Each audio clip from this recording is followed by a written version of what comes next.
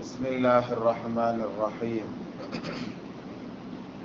عن أنس رضي الله تعالى عنه قال قال رسول الله صلى الله عليه وسلم إن لكل شيء قلبا وقلب القرآن ياسين ومن قرأ ياسين كتب الله له بقراءتها قراءة القرآن وكما قال عليه الصلاة والسلام والتسليم. இன்னிதிற்குரிய அல்லாஹ் நல்லடியார்களே, அனஸ் ரலியல்லாஹு தஆலா அன்ஹு அவர்கள் அறிவிக்கக்கூடிய ஹதீஸ் இது. நபி ஸல்லல்லாஹு அலைஹி வஸல்லம் அவர்கள் சொன்னார்கள், இன்ன லிக்குல்லி ஷைஇன் கல்பன், ஒவ்வொரு வஸ்துக்கும் கல்பு என்பது இருக்கிறது, உள்ளம் என்பது உண்டு. கல்புல் குர்ஆன், குர்ஆன் ஷரீஃபினுடைய உள்ளம் என்பது யாசீன் என்ற சூறாவாகும் என்று நபி ஸல்லல்லாஹு அலைஹி வஸல்லம் சொன்னார். ஒவ்வொரு வஸ்துவுக்கும் உள்ளம் என்பது ஒன்று உண்டு, குர்ஆனுக்கும் அது போன்று இருக்கிறது, அதுதான் சூரா யாசீன் என்பதாக இந்த ஹதீஸ்ல நபி ஸல்லல்லாஹு அலைஹி வஸல்லம் அவர்கள் சொல்லி தர்றார். இன்னொரு ஹதீஸில் நபி ஸல்லல்லாஹு அலைஹி வஸல்லம் சொல்லும்போது, மன் கரஅ யாசீன ஃபீ லைலத்தின், ஒரு இரவுல யாசீன ஓதுனாங்க அப்படின்னு சொன்னா, அஸ்பஹ மக்ஃபூரன் லஹு, காலையில அவர் பாவங்களை விட்டும் பரிசுத்தமானவராக அவர் ஆகிவிடுவார் என்பதாக நபி ஸல்லல்லாஹு அலைஹி வஸல்லம் அவர்கள் சொன்ன ஒரு ஹதீஸும் உண்டு.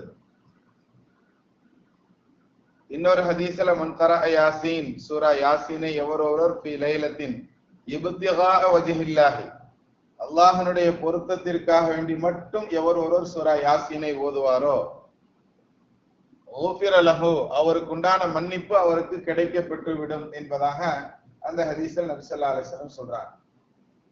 இப்ப நாம வெறும் மூணு ஹதீஸ் மட்டும் நாம இங்க என்ன செஞ்சிருக்கிறோம், சொல்லி காட்டி இருக்கிறோம்.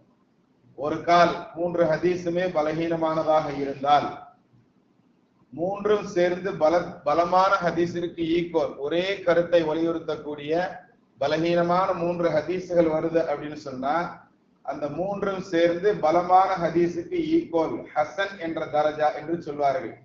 ஹதீஸ் கலையில ஹதீஸ்களினுடைய விஷயங்கள்ல நிறைய படித்தரங்கள் உண்டு. அதுல ஒரு படித்தரம் தான் இது. என்ன?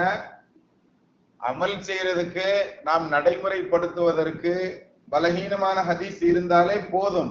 இருந்தாலும் அது பலகீனமான ஹதீஸ்னு சொல்லியே அதனை புறந்தள்வதற்கு நிறைய பேர் முற்பட்டு விட்டதனால் ஹதீஸினுடைய ஒரு கலையில், அந்த கலையில இப்படி ஒரு பாடம் இருக்குது.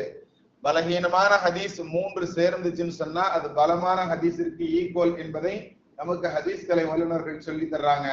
அந்த அடிப்படையில சாதாரணமாக 3 ஹதீஸ்களை இப்ப நாம என்ன செஞ்சிருக்கிறோம், வாசித்து காட்டி இருக்கிறோம். நபி ஸல்லல்லாஹு அலைஹி வஸல்லம் இந்த 3 ஹதீஸ்லயுமே சூரா யாசீனுக்குன்னு உண்டான சிறப்புகளை சொல்லி தர்றாங்க. அதுலயும் முதல் ஹதீஸ்ல சொல்லும் போது, மன் கரஅ யாசீன் கதபல்லாஹு லஹு, எவர் ஒருவர் ஒரு முறை யாசீனை ஓதுவாரோ அவருக்கு முழு குர்ஆன் ஷரீஃப் ஓதிய நன்மை கூட கிடைக்கும்.